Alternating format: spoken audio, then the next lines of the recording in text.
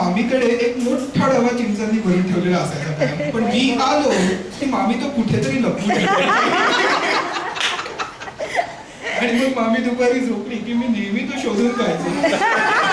4-5 दिवस मी राहिला होतो, मला आठवतंय. आणि जवळजवळ पूर्ण भरलेला डबा एकदम तळायला गेलेला मिळाला होता.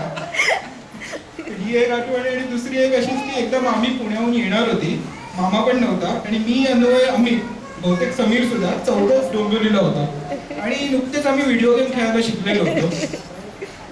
4 दिवस आम्ही सलग व्हिडिओ गेम खेळत होतो. आणि मामी पहाटे 5 का 6 वगैरे बसनी आली, रात्रीनी कुठलं तरी, पुण्याहून का माहित नाही.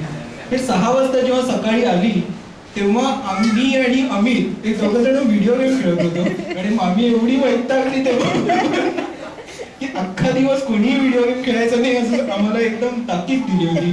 तर मामी जेव्हा जेवायला बसली होती, आणि डोंबिवलीचं खरं असं होतं की जेवायला जिथे बसायचो टेबल होतं संपूर्ण बाहेरच्या हॉलपर्यंतचं हे दिसायचं, पण जिथे टीव्ही आणि व्हिडिओ गेम होता ती रूम दिसायची.